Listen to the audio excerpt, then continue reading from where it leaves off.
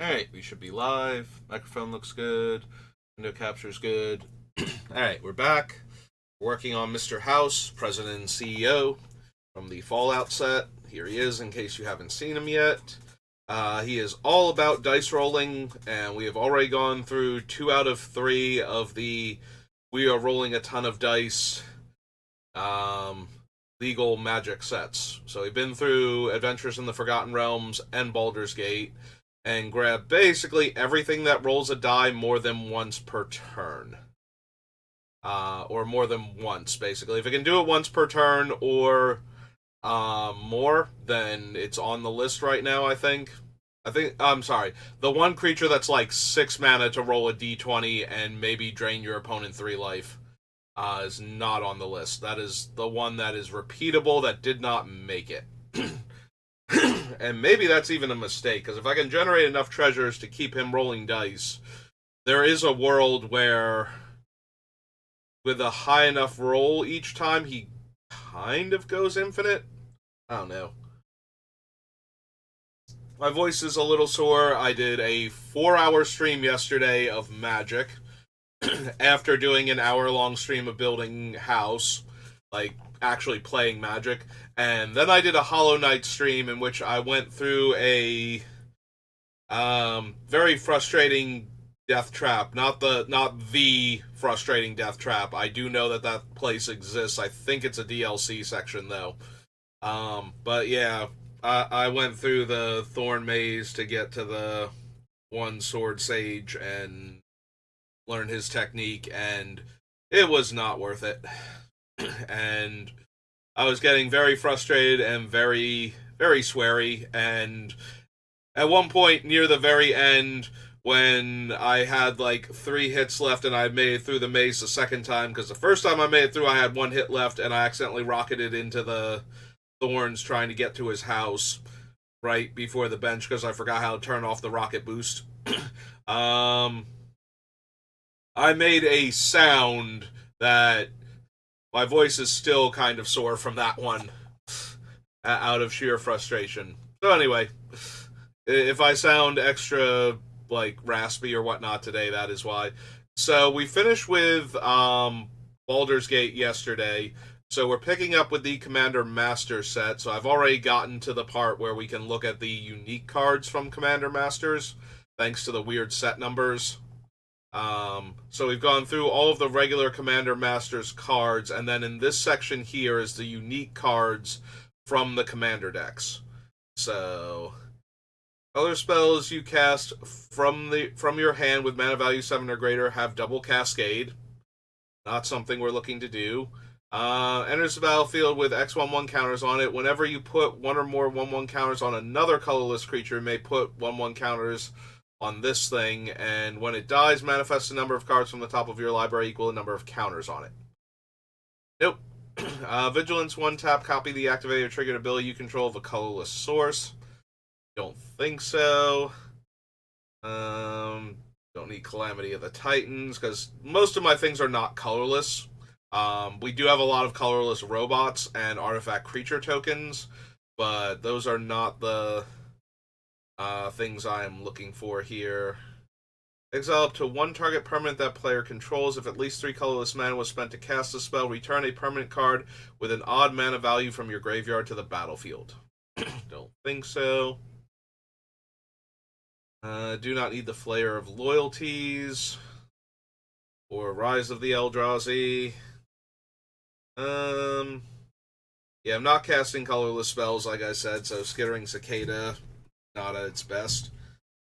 Neither is Ugin's Mastery. Don't think I care about Battle of the Hell Vault. Boon of the Spirit Realm or another enchantment enters the battlefield under your control. Put a blessing counter on Boon. Creatures you control get +1/+1 for each blessing counter on Boon. Enters the battlefield with 3 loyalty counters on it. Tap, add white. Planeswalker enters the battlefield. If it has loyalty counters on it, you may move a loyalty counter from it onto that Planeswalker. Nope. Can't attack planeswalkers you control unless their controller pays 1 for each creature they control that's attacking a planeswalker you control. Exile Oathkeeper, return target planeswalker from your graveyard to the battlefield. You may create a token that's a copy of it. Do this only once each turn. Now, we do have some potent enchantments that I would not mind making copies of. But at the same time, that's not really what the deck is about. So I don't know that I actually want the Spirit Dancer. Like, obviously our biggest thing would be getting a copy of Anointed Procession. So that way we can make even more copies of things, but we don't need the slivers. Because we're not going to be running any of those.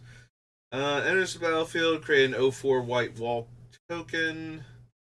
You and target opponent each draw a card. Choose left or right, and players can only attack in that direction. Destroy all non-enchantment creatures. Or another enchantment enters the battlefield under your control until end of turn. Cacophony becomes a 6/6 Nightmare God with Menace and Death Touch. For some reason, I thought Cacophony had flying.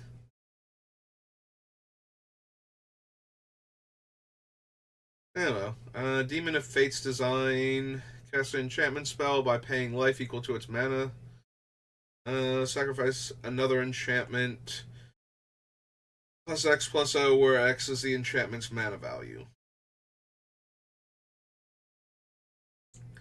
Don't need Ghoulish Impetus, Lazotep Sliver, Capricious Sliver. Beginning of your end step, deals X damage to each opponent, where X is the number of planeswalkers you control. Add red for each planeswalker you control. Remove a loyalty counter from any number of planeswalkers. Exile that many cards from the top of your library. You may play them this turn. Whenever one or more creatures you control deal combat damage to a player, you may sacrifice one of them. If you do, reveal cards from the top of your library till you reveal a creature card that shares a creature type with the sacrificed creature. Put that card onto the battlefield and the rest on the bottom of your library in a random order. Nope. Yeah, I don't need Guthrie Wright's history. Jaya's Phoenix requires planeswalkers to trigger. Yeah. Once each turn, you may pay 0 rather than pay the mana cost of a colorless spell you cast from your hand. No.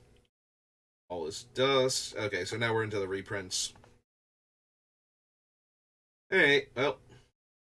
The important thing is we actually went through the set and made sure that there wasn't anything we needed. So, not blue, add. Green, add. And expansion is whatever is after Commander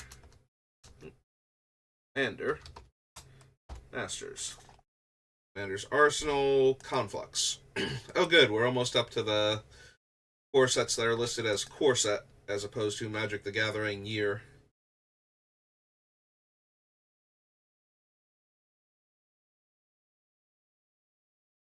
Spend this mana, only cast a creature spell? No. Asha's Favor. Squire. Yeah, I don't care about the Exalted. Bloodhall Ooze, no.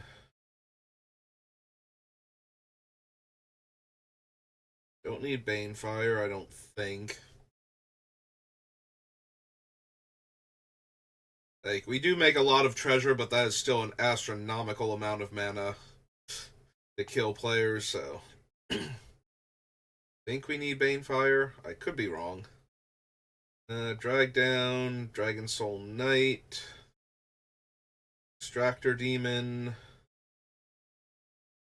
Raise Runners, no. Slave Drivers, Hellspark. I don't need Cataract Parasite. Lapse of Certainty is always something I consider with these decks, but A lot of the times I wind up running the other anti-wrath tech, like the Teferi's protection and whatnot. And since that's one of the biggest things about Lapse of Certainty, is stopping the wrath from happening for a turn, or any other. The upside is that it stops any problematic spell that can be countered, usually for a full turn. So, although that might get replaced by the new bird that exiles a spell off the stack and plots it, since you can't cast a spell that was plotted in the same turn it got plotted. So even though they will be able to cast it for free the next turn or at a much later turn, if they choose, it does 100% cut off the spell that turn, barring some very surreal corner case scenarios involving cards like Pull from Eternity, getting the card into the graveyard from exile, then casting it from the graveyard, or getting it back to hand, then casting it again from the hand. Like, if you are actually successfully getting around the spell getting plotted and casting it again that turn, congratulations, that was insane. That's like some Yu-Gi-Oh! Anime levels of playing card game bullshit at that point. Sorry, I'm still a bit cursy from yesterday. That was a very frustrating section. I usually don't curse in my videos. Even the ones where I'm really frustrated, like that one was actually getting to me after a while, because it's one of those things, like, I know what I'm supposed to do, but I can't actually make my character do it, and it's starting to really bother me now. So we do want Path to Exile.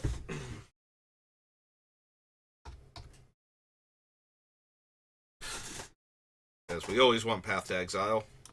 Technically, we always want Swords to Plowshares, and then when we have more room for like creature-specific removal, we want Path to Exile. But that basically means we always want Path to Exile. Like, I have a lot of trouble imagining the deck that has so much removal and requires the level of versatility in the removal that it cannot make room for a Path to Exile. I'm pretty sure even my 5-color decks, like Swords and Path, are still in them. I have to double check that. Might just be Wraths at that point.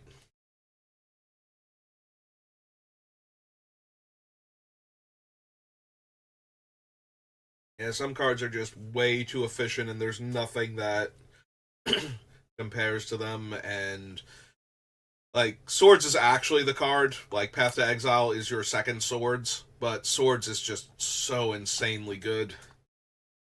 Like, there's nothing as efficient as Swords to Plowshares as far as targeted creature removal goes.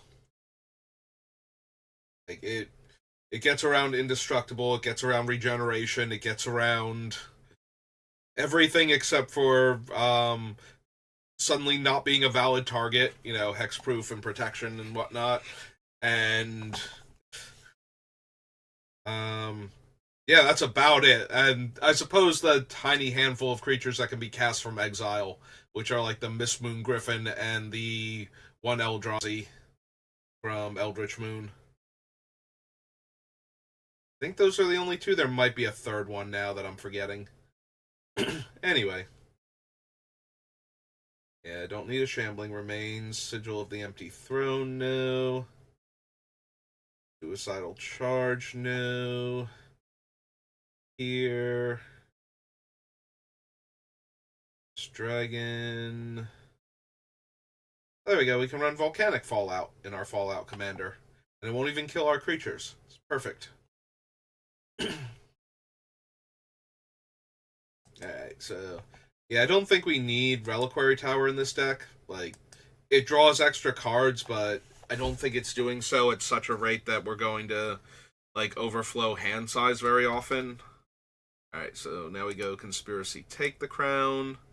And we get to see all of the land cyclers from Conflux again. I love how these two are like right next to each other, and both of them start with Absorb Vis whenever I'm in black, because that's the alphabetically first card in the set.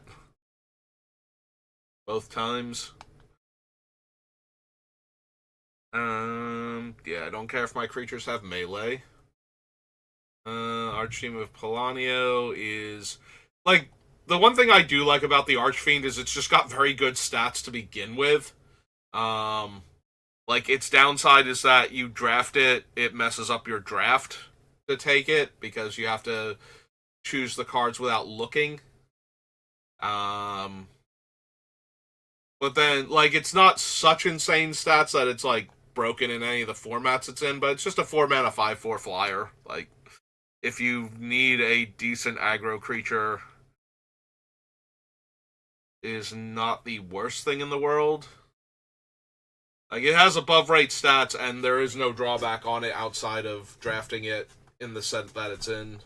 But it's not so good that they're like, oh, right, we kind of forgot there were going to be constructed areas where you were going to be able to play this thing without having drafted it and wrecked your deck to do so.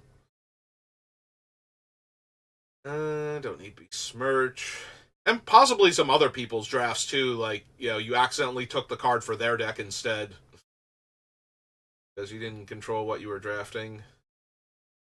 Yeah, I don't need to become the Monarch. All of these cards are useless. Turn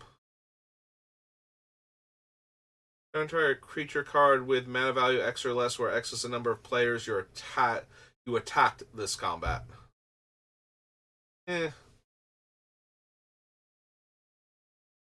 Daretti Ingenious Iconoclast. Don't think so. Yeah, even his ultimate's not, like, super impressive, so. The fact that I should have enough artifacts where I can just play Daretti and immediately,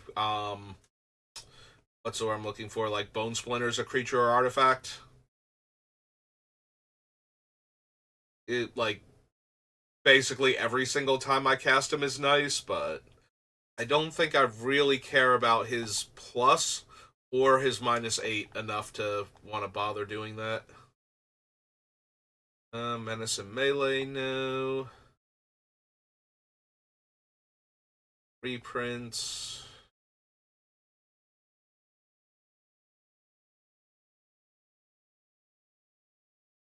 Don't care about being Monarch. Racketeer attacks. May go target creature defending player controls. Grenzo's Ruffians. Draw Spectre is a reprint. They're all reprints.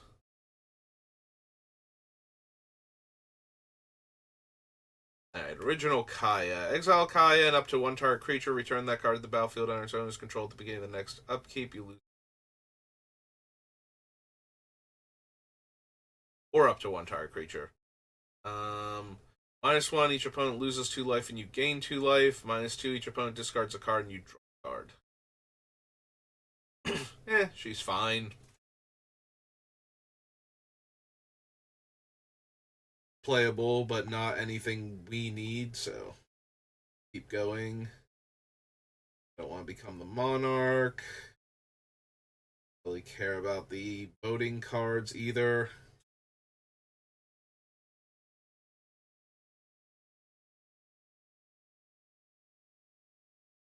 Note its name, then turn banner at face down. So yeah, it never does its thing.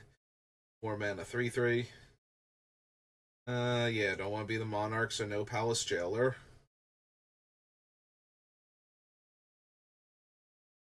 Hang on a second. Did we lose internet connection?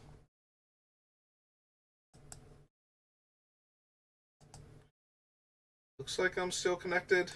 Hey. That was weird. It just started spinning like it was loading. But yeah, everything else looks fine. Alright, we're going to keep going and assume that I didn't just lose internet connection and pop back. Protector of the Crown. No. Marchesa. No. Recruiter of the Guard. I don't think there's anything in particular we're tutoring for. A lot of the things that roll dice are like 3/3s or larger. Like, I might be able to tutor for the Wild Mage with this thing, but I think she's a 3/2.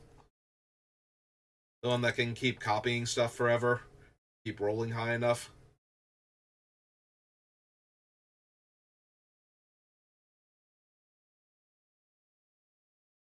Yeah, Despot, Spectral Grasp. I do like Spectral Grasp. Like, okay, that thing can attack me now or my stuff, and it can't block my stuff either. You can still do things with it. Like, it's fine. Go ahead, have fun, but it is not killing me anymore, and that's the important part. If X is 4 or more, destroy all artifacts. If X is 8 or more, create an 8/8 lizard creature token. Meh. Also, I don't really want to destroy all artifacts. I kind of have a lot of those.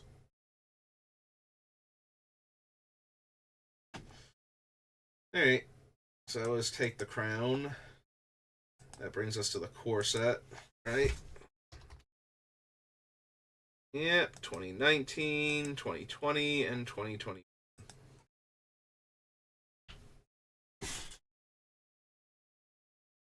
I prop myself back up better in the chair. Dies return to the battlefield tapped. Meh. There's so many variants on that card anymore. Shield Artificer. Ooh, excuse me again. Lots of burps. Target artifact creature you control gets +2/+2 and indestructible. That's not really worth a slot in our deck. I appreciate the effort, because we have a bunch of robots and our commander, but on each of up to 2 target creatures, target creature with mana value 2 or less from your graveyard to the battlefield. Create 3/1/1 cat tokens with lifelink. Gain a life, +2/+2. Put X/1/1 counters where X is your life total. Yeah, I don't think so. Sorry, Johnny. Last stand.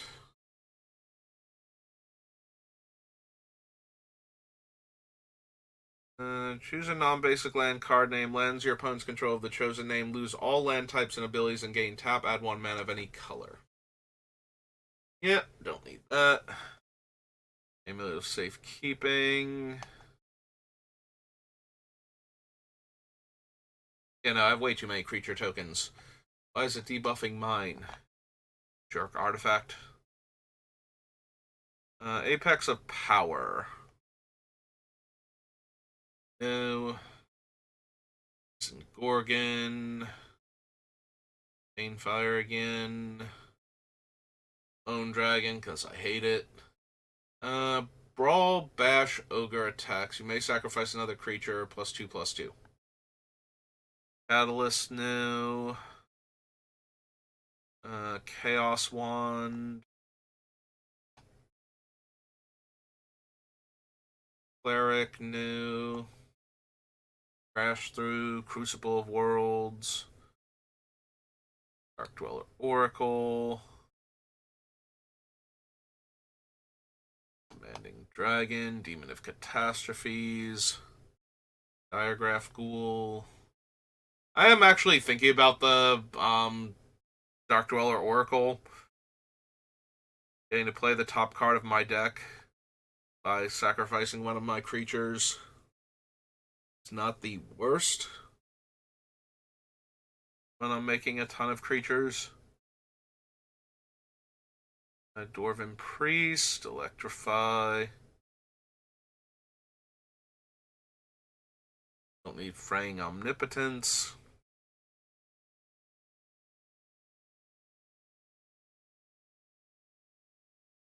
Any of these. Goblin Instigator, Motivator, Trashmaster, Gravewaker.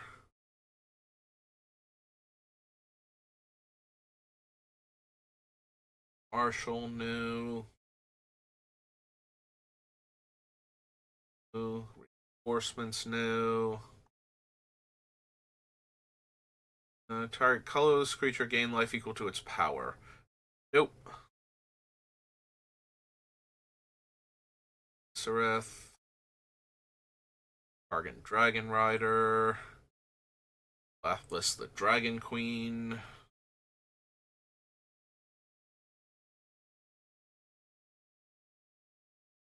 Enters the battlefield, create a 1/1 soldier token for each non-token creature you control. Nope. I won't have the zombies for Liliana. The good Liliana, the Planeswalker deck Liliana's whatever. Liliana's contract and her spoils. Waltz. Meek. Militia Bugler.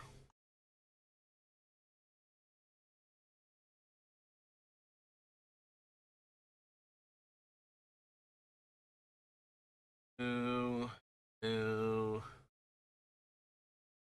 Open the Graves. Plague Mare. If you gain life this turn, make a 1/1 bat. No. Splendid Angel. Sarkhan Dragon Soul.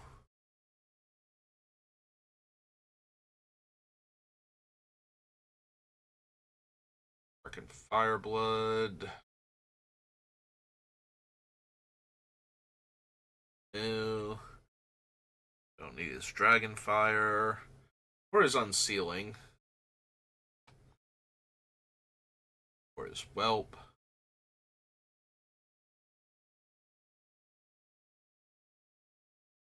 Siege Giant.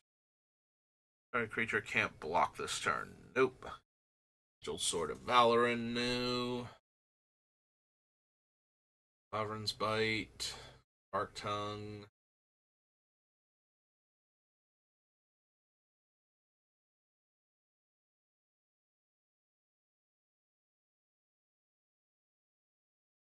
I don't think I need Sun Cleanser. Vengeance.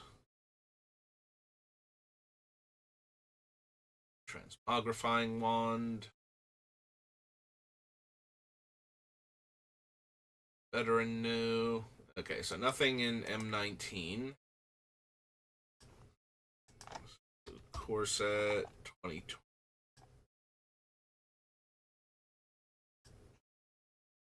This one was the Bolas set. This is the Chandra set, I think.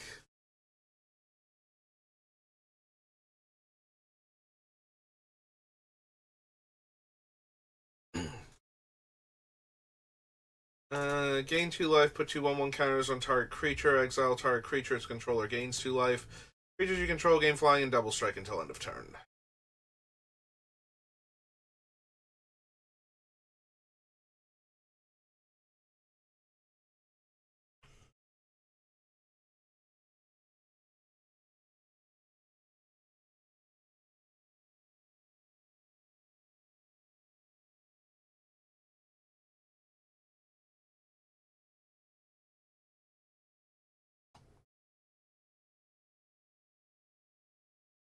Choose up to 2 target permanent cards put in your graveyard that were put there from the battlefield this turn. Return them to the battlefield tapped.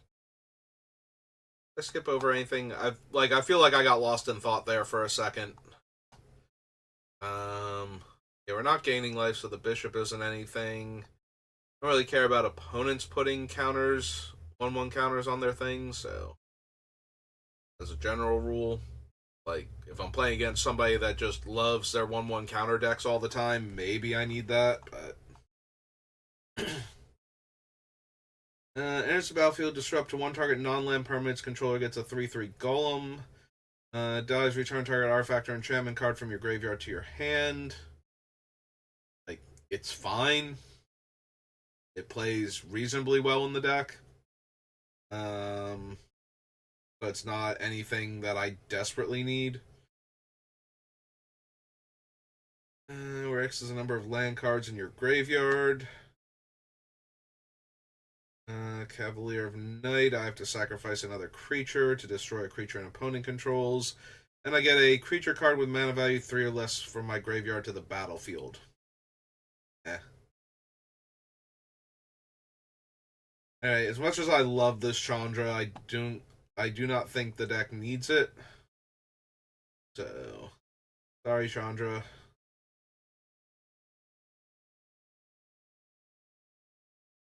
Another creature enters the battlefield on your control. Each opponent loses a life. Yeah, I'm better off with things that do this for artifacts than I am for creatures, since I'm making the robots and the treasures. And some of my cards are just making treasures too, so. A Devout Decree. Backwater, Dragon Mage, Drakuseth. Dread Presence, not my 3-color deck, sorry.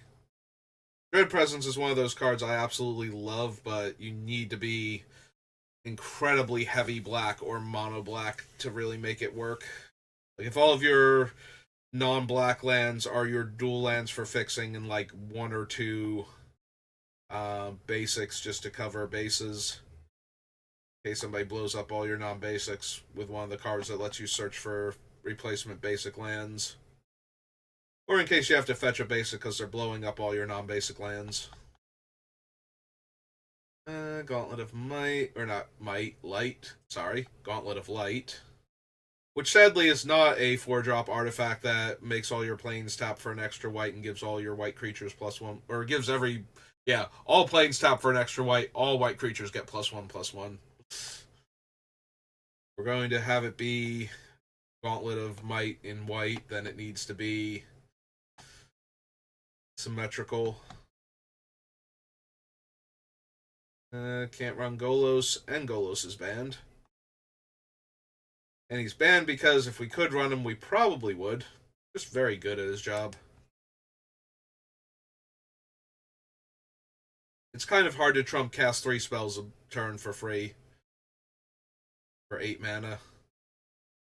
Just get 3 random spells and cast them for free. Okay, sometimes you hit lands, but let's be honest, if you weren't using that mana for anything else. Reveal an angel, a demon, and or a dragon. Put them in your hand. Put the rest on the bottom of your library in a random order. Yeah, I'm not running Kali of the Vast because I don't have enough to put into play. I don't think I need Zenith Seeker to go find me the tiny handful of dragons and demons and angels I will be running. I'm going to probably have Goldspan in here. Like, it'd be weird if I didn't with all the Treasure Matters cards, but that's about it. Mass, don't need Golem. Siegebreaker.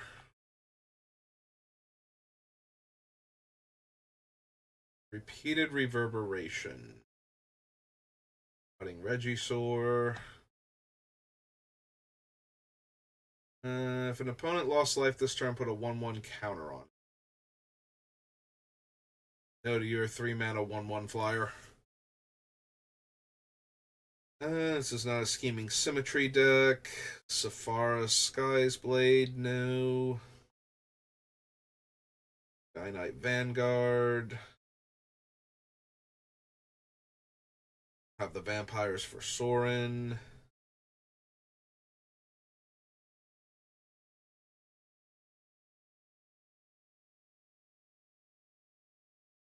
Bloodlord, no. Awakener. Windblade Paladin. Train Berserker, no. No, don't need Villas. Nope, okay.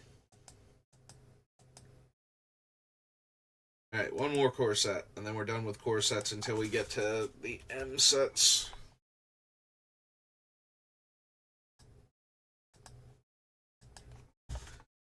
Let's plow through that one as quickly as we can. Actually, give me 1 minute. Go into the bathroom real quick and refresh my water, and then we'll do the last M set.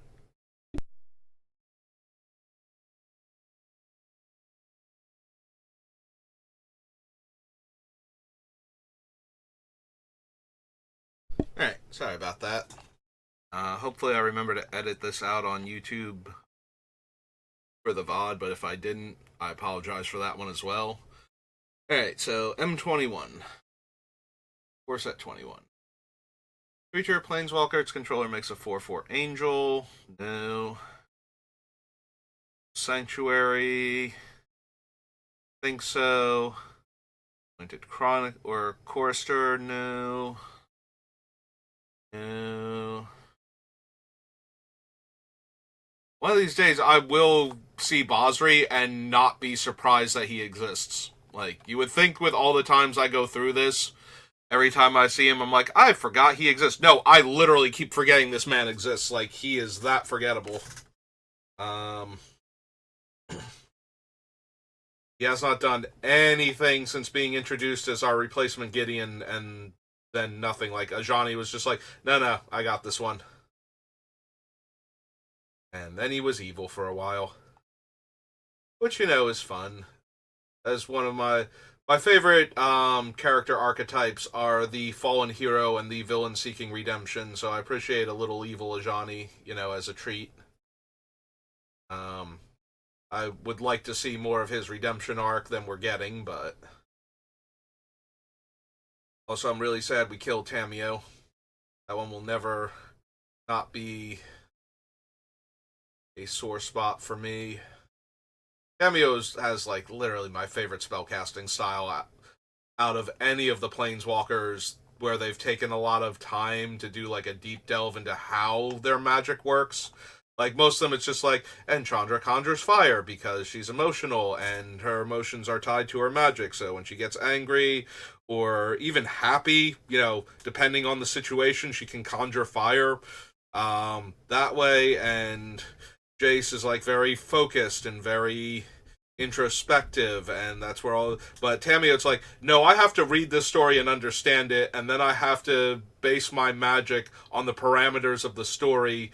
So, the magic, if it has weaknesses, it will be because of story points, and that means that sometimes it can be a lot more powerful as long as I adhere to the story, and I love that about her. And I'm very sad that we got, like, one really good story explaining how her powers work and little bits and pieces of that afterwards, and then she's dead.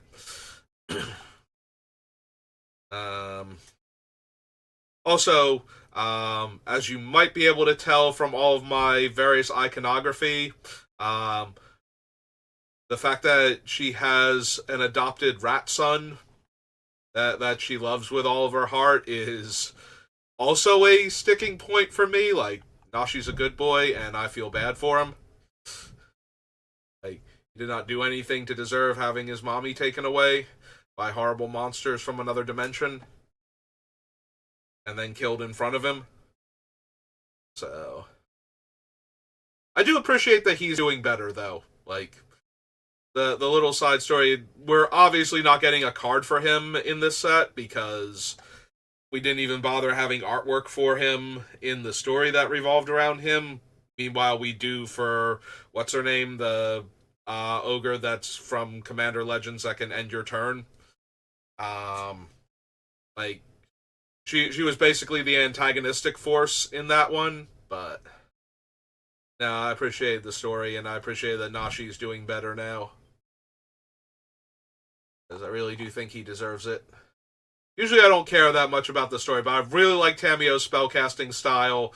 I really like the Nezumi race from Kamigawa, and then she has a adopted rat son that she loves, and that's just that one made my heart go, I love this woman so much. Good job, Tamiyo. And then they killed her. And I'm just sitting here like, why? We had, like, every other planeswalker right there. You could have killed any one of them. Could have killed the Wanderer, or Kaido, or Tezzeret. Like, I love me some Tezzeret in Vintage to untap my Time Vault, but I don't think. And in Commander decks where I'm untapping mana rocks that tap for a lot of mana to begin with, but I think his best days are behind him. We could have killed him. I wouldn't have minded. In fact, they specifically did not choose him because people wouldn't have minded. Like that was actually their argument. It's like Kaido's too new. The Emperor just had a huge reveal in who she actually like. The Wanderer just had a huge reveal in that she's the Emperor of Kamigawa, and that's who she is and where she comes from. And nobody would care if we killed Tezzeret. So it had to be Tamio. It's like, god damn it. Meanwhile, all the other planeswalkers that got turned into Phyrexian monsters got to live.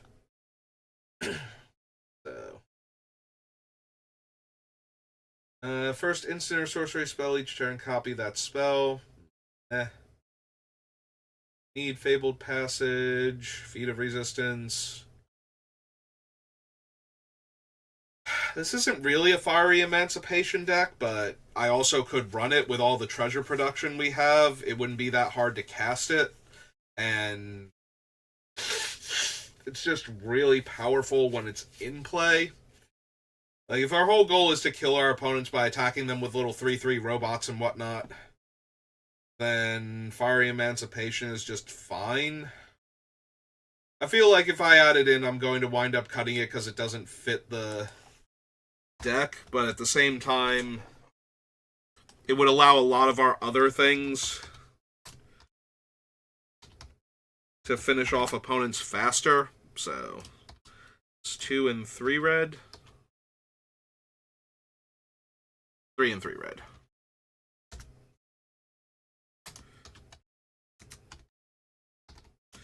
We'll add it to the list and see if it actually makes it in. I can see cutting it just because it doesn't fit the theme of the deck, but if I have all these things that are punishing my opponent for me making artifacts all the time,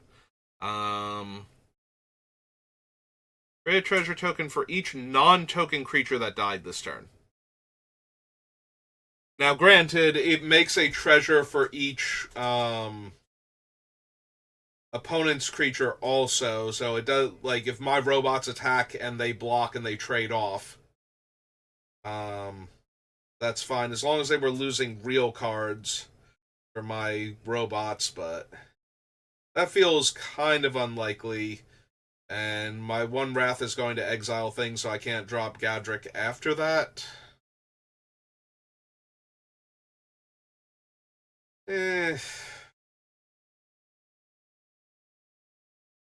Give your end step, create a treasure token for each non-token creature that died this turn. Yeah, I kind of shrug at him. Like, yeah, he's DC's a 3-mana 5/4, which in this deck might just legitimately be a 3-mana 5/4. Like, attacking already have the treasure threshold for him type of deal by the time he comes down, so that's not terrible, but in the same vein that I'm not running the High Demon of Palanio or whatever, also not super interested in him. I do like that he would make treasure for me, but I think we can do better. Havoc Jester, Hobble Fiend, Hooded Blightfang, Bulging Patrician.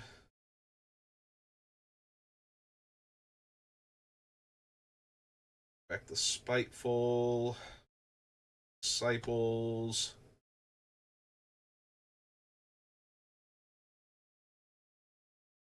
Augur, Liliana.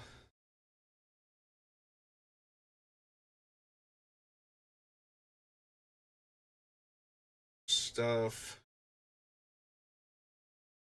Where X is the number of creatures that died under your control this turn. I don't think so.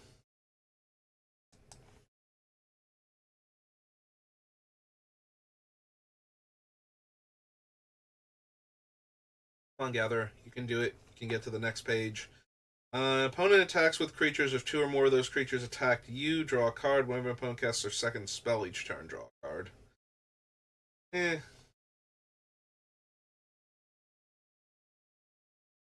Not need Massacre Worm.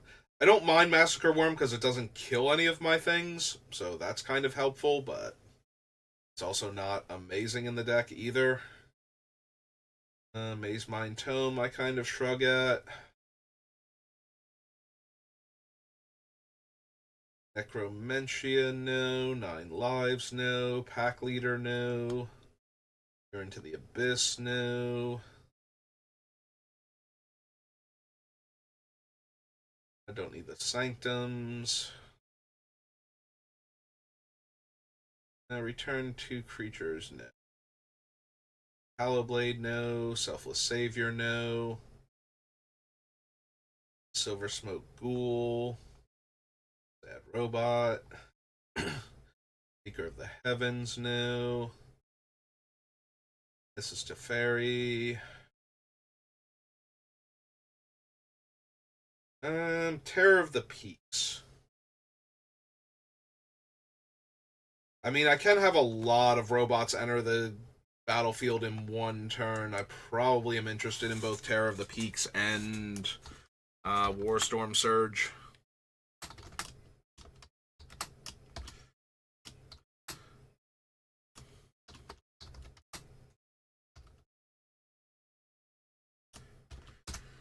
So we'll add Terror to the list.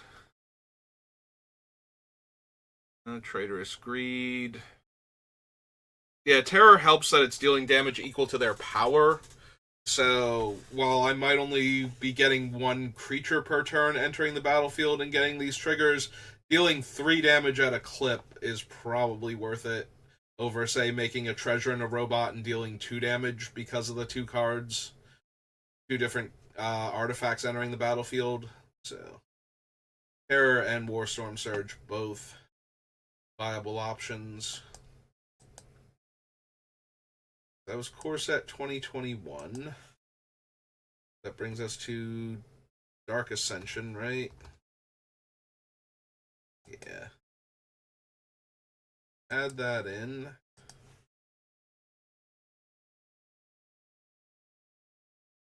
I don't need Afflicted Deserter, Alpha Brawl, of the Lost, Archangel's Light, no.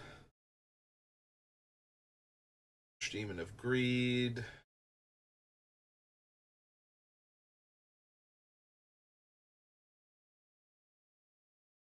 Caller, Bar the Door, Break of Day, Blood Feud, Chosen of Markov, Bloodletter.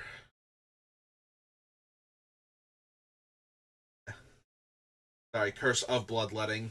Is there a Curse Bloodletter? I forget now. Curse of Exhaustion, no. Fortunes, Thirst. Deadly Allure has green in it. That's Caress, no. Elbrus.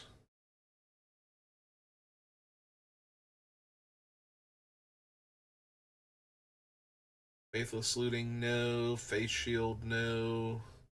Aristocrat, Torturer. Of Shadows, Flayer of the Hatebound. Yeah, most of my stuff isn't entering from the graveyard, so we don't really need Flayer. +4.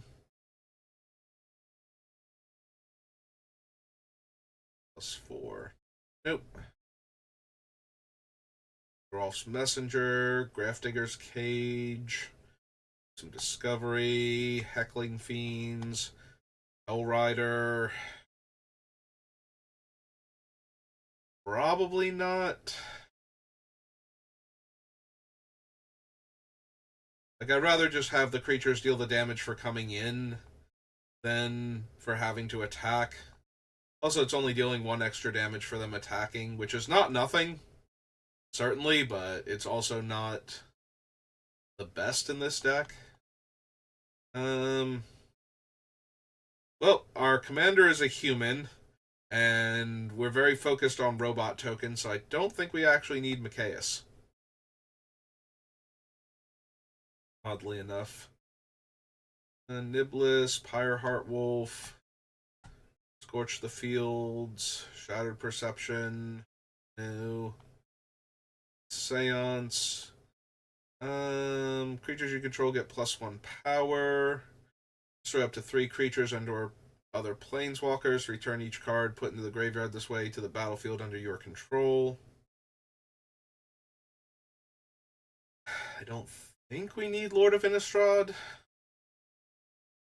He's not terrible for the deck, but he's not amazing. Like, just having the emblem, the power anthem, while he's, like, for having him come into play the one time, and then if he lives, we get to start making lifelink tokens. It's good, but uh eh. Yeah, I just kind of shrug at him a little bit. Like, yes, we have a token theme going on, and I do not mind Soren coming down and adding an emblem and then trying to make tokens after that, but it's not exactly what we need, so. Also, don't think I need Vault of the Archangel, although that is always tempting with a go wide strategy, is if all of your things can be lifelink and death touch. As a massive life point swing and board position swing potentially when attacking opponents. It's like they don't normally care that you have like, you know, 5/3/3s in play that are attacking them when they have big creatures, but if the 3/3s are going to trade for all of their guys and I'm going to gain 15 life regardless, that's a much bigger detriment. Right, we were on Dark Ascension. I'm like, what's that? What is I going to next? And the answer is Dark Steel. And we're past where I would normally stop, but I did take that brief break, so I think we can get through Dark Steel real quick. No, I'd not like to exile all tokens. Thank you, Aether Snap. You can go away now. Aether Vial, no. Don't need anything with Arcbound in the name. Do we? Like, Ravager. Ravager does love him some artifacts. And we do have plenty of them. Was Disciple of the Vault from this one or from Mirrodin? I forget now. Yeah, I don't think we need Arcbound Ravager. Like, it's nice that we can put the counters on him. If he got the counters when I sacrificed artifacts, that would make him way worse historically in Magic, but would make him way better for this deck. So. Loses one life for each tapped artifact they control. No. No, don't need the Brute, or the Citadel, or the Colossus, or the Forge. Mantle. Going calm.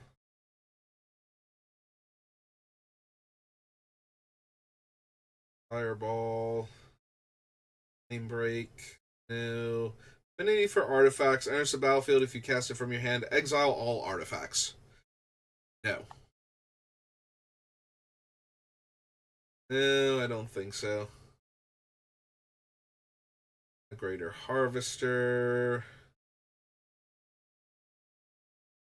Yeah, even with my ability to produce permanents fast enough for this guy to eat, I still don't think so. Hollow, Inflame, Hunger of the Nim, Shikari, Memnarch. It's +1/+0 for each artifact you control. When it deals combat damage to a creature, destroy that creature. It can't be regenerated. No. Think I can do better. I hope I can do better. I need to do better. This 5 mana 05 that will probably have like 8 or 10 power in this deck when the deck is actually running is not exactly inspiring hope here that's ever going to get through for damage consistently. I don't need the Lattice. Pristine Angel, Terran Ghost, no.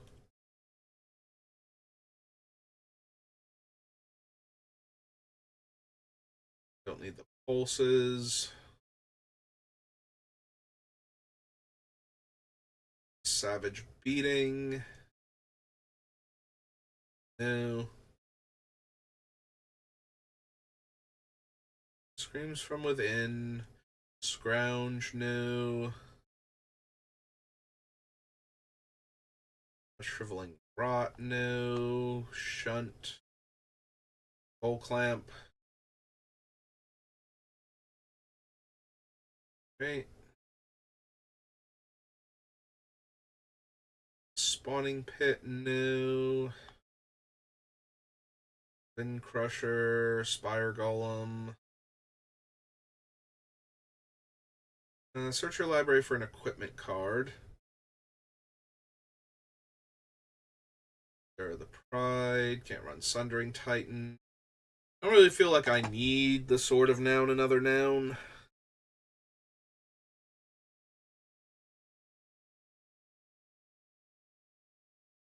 Rage. X is the number of attacking creatures. Sacrifice those creatures at the beginning of the next end step. No. Chronosphere. Turn the tables. Forge, no. Construct, no. That was Fifth Dawn that has the Nim Death Mantle, right? Didn't miss it in here. Triple check that real quick. Because I definitely want Nim Death Mantle in this deck. Okay, good. Alright, so that'll do it for this one.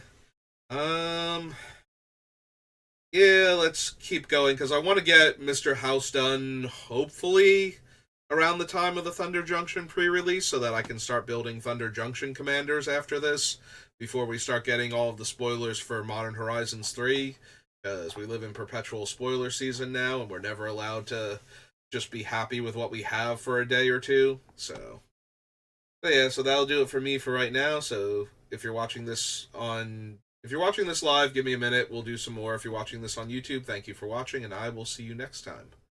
Have a good rest of your day.